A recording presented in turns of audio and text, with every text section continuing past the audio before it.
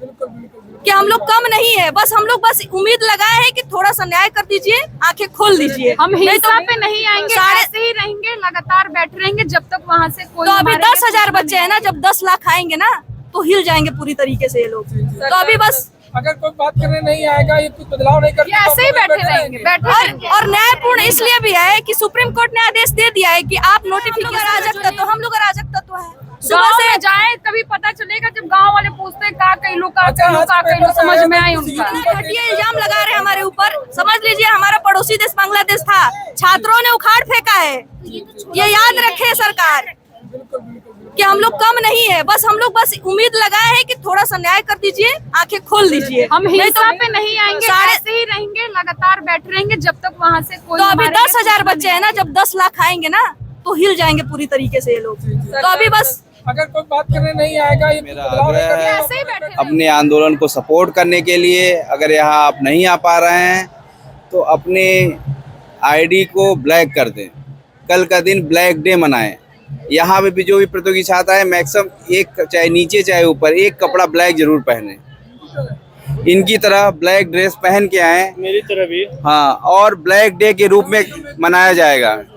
बुधवार को हम लोग ब्लैक डे मनाएंगे अगर हमारी मांग नहीं मानी जाएगी तो। करप्ट ईपीपीएससी लिखा जाएगा। हाँ, और करप्ट ईपीपीएससी और सरकार को भी लिखा जाएगा। ये आह्वान है मेरा, और आप सभी लोग, या स्वयं का आंदोलन है, स्वस्फूर्त आंदोलन है, इसलिए सभी लोग बढ़ चढ़ के हिस्सा लें और अपने दायित्व को पूरा करें, क्योंकि ये आपके अधिकारों की लड़ाई है। और एक बार आप चूक गए तो फिर कभी नहीं हो पाएगा, फिर उसी में आप घूमते रहेंगे और रोज़ कहेंगे कि सर मेरे साथ करप्शन हो रहा है, मेरे साथ भ्रष्टाचार हो रहा है, मैं फेल हो रहा हूँ, मेरा ये क्वेश्चन सही हो गया फिर भी मैं बाहर हूँ। तो इस सब से बाहर आने के लिए एक बार खड़े होके, संगठित होके आप लोग लड़ाई लड़ लीजिए और 1 शिफ्ट 1 एग्जाम करा के तभी दम रखिए। आज तो कोई आया नहीं है, आज पूरे दिन विद्यार्थी धरना प्रदर्शन किया नहीं, आज कोई नहीं, सुबह आए थे। हाँ, तो वो लोग का कहना है कि भाई आप लोग बैठे हैं, हम भी बैठे हैं, तो ठीक है, देखते हैं कि हमारा धैर्य टूटता है कि आपका धैर्य टूटता है। हमारी मांग तो जब तक पूरी नहीं होगी तब तक हम हटेंगे नहीं। सारे भाइयों से यही निवेदन है कि कल सुबह ब्लैक डे रूप में मनाने का प्रयास करें और कम से कम एक शर्ट या पैंट ब्लैक रूप में पहनकर यहाँ पर आकर अपने प्रदर्शन का जोरदार तरीके से आवाज़ उठाएं, और खासकर अपने व्हाट्सएप, फेसबुक, किसी भी आईडी पर ब्लैक डे के रूप में, एक प्रतीक के रूप में अपने आईडी पर संलग्न करें। हूँ सभी से कि अपने डीपी पर करप्ट यूपीएससी लिख करके, यूपीपीएससी लिख करके रखें और ब्लैक टी शर्ट या शर्ट पैंट कुछ भी पहन करके आए। हम लोगों ने पहले ट्विटर पे ट्रेंड करवाया, लगातार 24 घंटे पोस्ट भेजे गए हैं, 50,000 तक भेजा गया है इनको। उसके बाद वापस आए गए थे, कैंडल मार्च किया गया था, तब तक ये लोग मजाक में ले रहे थे हम लोग को। अब उठ के हम लोग चले आए हैं तो इनको सोच रहे हैं कि एक दिन खड़े रहेंगे, चले जाएंगे मुंह उठा के सब बच्चे, हमारी कोई वैल्यू नहीं है। आप लोगों ने धरना किया था। जी किया था। और एक दिन आपने ट्विटर पर बैन किया था, 2 लाख। हाँ, 2024 धरना ईयर घोषित कर दिया जाएगा इस बार, जैसे लग रहा है एकदम से एकदम घोषित कर दिया जाए धरना स्टूडेंट की तरफ से। वो 17 मार्च वाले के पहले जो लीक हुआ था, मतलब आरओ के पेपर, उसके लिए भी धरना दिए। उसमें भी साइन किया गया था कि सुचितापूर्ण तरीके से परीक्षा संपन्न कराई जाए। फिर क्या हुआ था उसमें? अभी आज तक वो तो स्वीकार भी नहीं किए कि लीक हुआ है। वो तो ऐसा कोई भी नहीं बताया गया है किसी भी तरीके से कि जो भी एग्जाम होगा अब हम उसकी तरह पारदर्शिता दिखाएंगे अपनी, या किसी भी तरीके से पेपर लीक नहीं होगा। इस चीज पे तो बिल्कुल बोलना ही बंद है।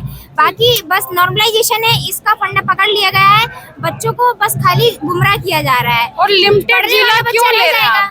लिमिटेड जिला क्यों ले रहे हैं? आपके पास लिमिटेड ही जिला है, पूरे जिलों में करवाइए ना, स्कूल बंद करवाइए, नहीं कर पा रहे हैं आप तो। या तो सरकार स्वीकारे कि इनके 75 जिलों में सरकारी विद्यालय इतने योग्य ही नहीं है जहां पर एक परीक्षा आयोजित की जा सके। सरकार को अपनी ये कमी फिर स्वीकारनी चाहिए कि हमारे पास सिर्फ 41 जिले ऐसे हैं जिसमें पूरी सुविधाओं से परीक्षा आयोजित की जा सकती है। आप 1 नेशन 1 इलेक्शन की बात कर रहे हैं, जो नकल करवा दे रहे हैं। आप बोर्ड की परीक्षाएं 50-50 लाख बच्चों की करा दे रहे हैं, सब चीजों के लिए आपको सेंटर मिल जा रहा है। सबसे पहले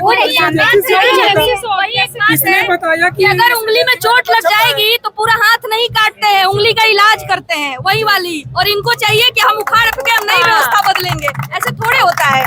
मतलब हम लोग इतना मेंटली डिस्टर्ब है, हम रूम पे जा भी रहे तो मतलब समझ नहीं आ रहा हम लोग क्या करें। हमारा फेस्टिवल खा गए ये, छठ और दीपावली खा गए ये लोग। क्या बताएं इनको? हम लोग घर पे रह के इतने परेशान थे मेंटली कि हम क्या करें, कुछ समझ में नहीं आ रहा था। इनको मजाक लग रहा है हम लोग अराजक तत्व हैं। डेट भी क्लियर नहीं किया पहले, बहुत सस्पेंस बना कर इनको लग रहा है हम लोग अराजक तत्व, हम लोग अराजक तत्व हैं। सुबह से जाए तभी पता चलेगा जब गांव वाले पूछते हैं का कहलू का कहलू, समझ में आए उनका। यूट्यूबर टेलीग्राम लोगों ने भड़का दिया है। अरे ये बताइए आपको लग रहा है ना हम बेवकूफ है? वही तो कह रहे हैं, उनको कहना है कि प्लांटेड है। अरे कितने देर प्लांटेड चलेगा? 2 घंटे 4 घंटे? ये सब प्लांटेड वाले बेवकूफ बच्चे आ रखे हैं, नर्सरी वाले बच्चे हैं कि समझा देंगे और हम आगे चले जाएंगे। इतना घटिया इल्जाम लगा रहे हैं हमारे ऊपर। समझ लीजिए हमारा पड़ोसी देश बांग्लादेश था, छात्रों ने उखाड़ फेंका है।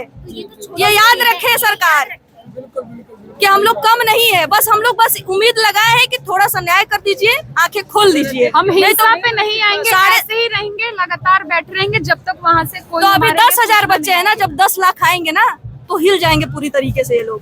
तो अभी बस अगर कोई बात करने नहीं आएगा, ये कुछ बदलाव नहीं करते, ऐसे ही बैठे रहेंगे। और न्यायपूर्ण इसलिए भी है कि सुप्रीम कोर्ट ने आदेश दे दिया है कि आप नोटिफिकेशन में जो नियम लगाए बीच में नियम चेंज नहीं कर सकते। अभी फिलहाल का वर्डिक्ट आया है, कहाँ सो रहे हैं, मतलब क्या कर रहे हैं कुछ समझ में नहीं आ रहा है ये लोग। हम लोग सब कुछ से त्रस्त हो के किए हैं ना ये सब। जिन बातों का आयोग को खुद से संज्ञान लेना चाहिए वो ना उन्होंने ना सुप्रीम कोर्ट का ऑर्डर अभी तक पढ़ा, ना बच्चों की मांग अभी तक सुनी।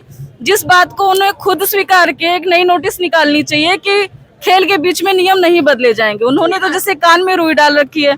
यहाँ हजारों की संख्या में छात्र एकत्रित है और उन्हें लग रहा है कि किसी के बुलाने पे आए। क्या हम सजग नहीं अपने अधिकारों को लेके? सालों से हम यहाँ परीक्षा की तैयारी कर रहे हैं और आप बीच में अचानक बोलिए कि नॉर्मलाइजेशन होगा।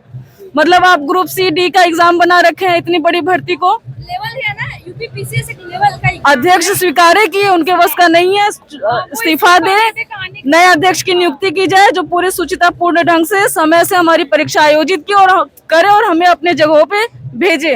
हम यहाँ सड़कों पे धक्के खाने और नारेबाजी करने के लिए नहीं, तैयारी करने के लिए आए हैं। हम पे ट्रायल वाला फेस कर रहे हैं, वो क्या होता है, एरर एंड ट्रायल यही चल रहा है उनका। वो देखते हैं कब तक वो फिक्स कर पा रहे हैं।